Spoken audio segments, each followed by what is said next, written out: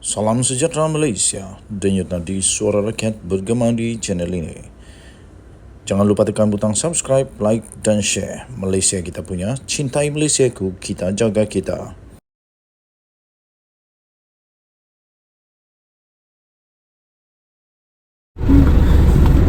Salam sejahtera Malaysia. Bekas Menteri Kanan ditahan kerana kes rasuah projek telekomunikasi bernilai 2 bilion ringgit Malaysia. Sekali lagi, bekas Menteri Kanan ditahan kerana terlibat dengan kes rasuah projek telekomunikasi bernilai 2 bilion ringgit Malaysia. Sebelum saya jelaskan lebih lanjut, kita sama-sama ingin ingat dululah apa yang terjadi dengan beberapa kes yang terjadi di Malaysia ini. Antara kes-kes yang menarik perhatian beberapa bulan yang lalu ialah kes tentang Menara Kuala Lumpur. Lepas tu yang ini melibatkan dengan TM kerana ada penjualan saham dan sebagainya.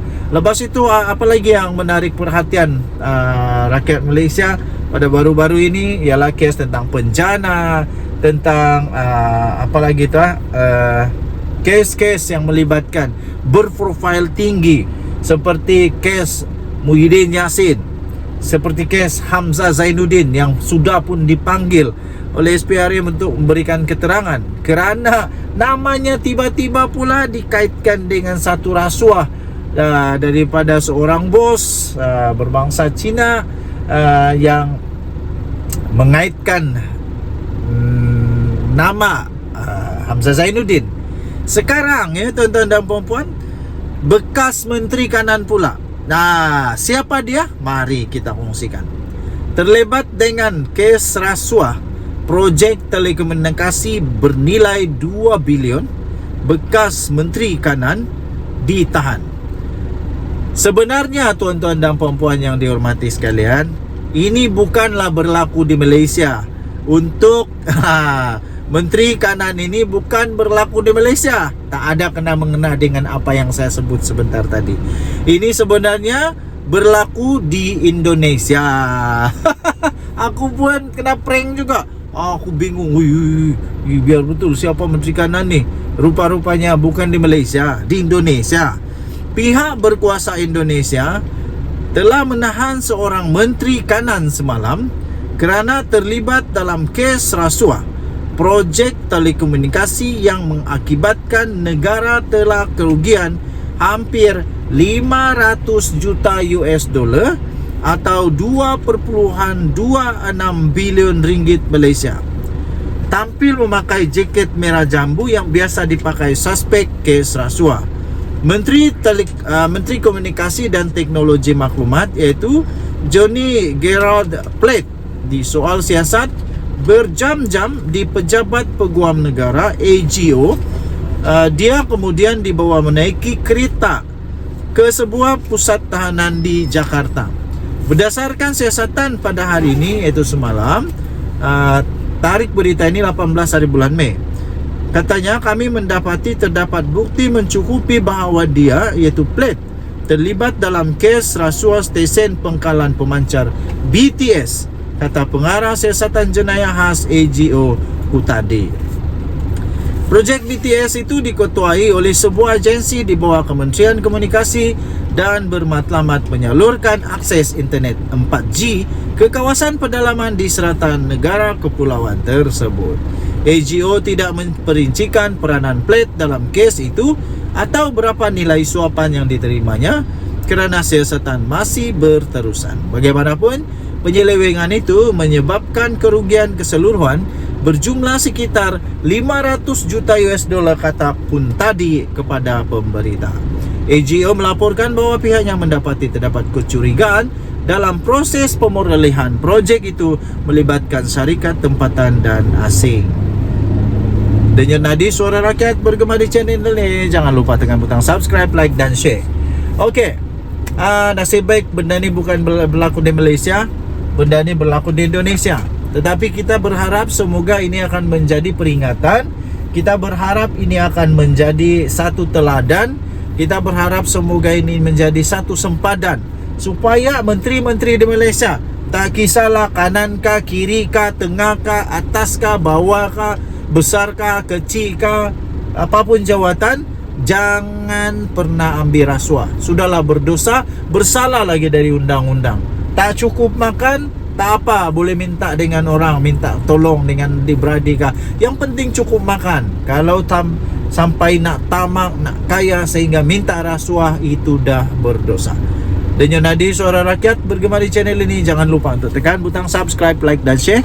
Malaysia kita punya, cinta Malaysia ku, kita jaga kita. Kita jumpa lagi, bye-bye. Salam sejahtera Malaysia. Selamat pagi tuan-tuan dan puan-puan yang dihormati sekalian. Denyut Nadi Suara Rakyat bergema di channel ini. Terima kasih kepada anda semua yang sudah tekan butang subscribe, like dan share. Bagi yang belum, saya mohon untuk tekanlah butang subscribe, like dan share. Tuan-tuan dan puan-puan yang dihormati sekalian, baru-baru ini Lim Kit Siang ada berkata bahawa sistem kehakiman negara Malaysia akan runtuh sekiranya Najib dibebaskan. Kemudian keluar satu artikel yang saya ingin kongsikan kepada anda. Apakah amaran Kit Siang bermaksud DAP akan keluar dari kerajaan jika Najib dibebaskan? Apakah amaran Kit Siang bermaksud DAP akan keluar kerajaan jika Najib dibebaskan? Daripada sabudinhusin.net. Pemimpin veteran DAP Lim Kit Siang memberi amaran bahawa kerajaan perpaduan pimpinan Anwar Ibrahim boleh runtuh sekiranya bekas Perdana Menteri Najib Razak dibebaskan melalui pengampunan diraja. Menjelaskan pendapatnya itu, beliau melihat masalah yang dihadapi oleh kerajaan pimpinan Anwar ketika ini ialah lebih bersifat dalaman daripada luaran. Katanya, saya fikir menjadi satu kesilapan untuk percaya bahawa UMNO hanya boleh kembali ke zaman kegemilangannya jika Najib dikeluarkan daripada penjara. Sebaliknya, saya percaya pengampunan diraja Najib sama sekali tidak memberi keuntungan kepada UMNO, tetapi hanya akan menguntungkan PAS dan Bersatu, selain menyebabkan keruntuhan kerajaan perpaduan yang sedang dipimpin Anwar, kata Kit Siang pada satu kenyataan pada hari ini.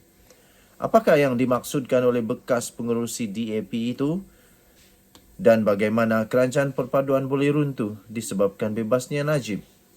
Dengan Kit Siang mengatakan pembebasan Najib hanya akan menguntungkan PAS dan Bersatu, keruntuhan paling mudah yang dipercayai ramai boleh berlaku adalah disebabkan penolakan rakyat terhadap PH dalam PRU 16 akan datang. Berdasarkan sentimen majoriti rakyat yang tidak setuju dengan pembebasan Najib, membebaskan bekas Perdana Menteri yang terkait dengan skandal 1MDB serta belum pun setahun menjalani hukuman penjara daripada 12 tahun yang diterimanya, ia secara langsung bermakna Pakatan Harapan tidak bertindak selari dengan keinginan rakyat. Akibatnya, rakyat pasti akan menghukum PH kerana kedudukan Anwar sebagai Perdana Menteri dipercayai berperanan membantu pembebasan Najib itu. Jika itu berlaku sebagaimana disebut Kit Siang, PAS dan Bersatulah yang akan untung. Keruntuhan itu tidak berlaku dalam waktu terdekat ini.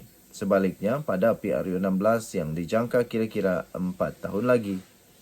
Tetapi apabila Kit Siang memberi amaran terbuka bahawa pembebasan Najib akan menyebabkan keruntuhan kerajaan, secara tersirat ia juga sebenarnya adalah satu isyarat bahawa DAP tidak setuju dan menentang perkara itu. Dalam pembentukan kerajaan perpaduan ini, sementara PH mempunyai 82 kerusi, 40 daripada DAP. Ia bermakna daripada jumlah 148 sokongan ahli parlimen yang dimiliki kerajaan perpaduan sekarang, ia akan runtuh jika DAP bertindak keluar disebabkan tidak setuju dengan pengampunan terhadap Najib Razak. Adalah jelas bahawa DAP lebih berbahaya daripada UMNO dan BN yang mempunyai 30 ahli parlimen, yang mana baru-baru ini MT UMNO telah memutuskan untuk menghantar memorandum kepada Istana Negara bagi pembebasan Najib. Adakah ini bermakna Kit Siang sebenarnya sedang memberikan amaran kepada Anwar Ibrahim tentang bahaya yang bakal menanti jika Najib dibebaskan. Sabudin Husin, 15 April 2023. Bye-bye.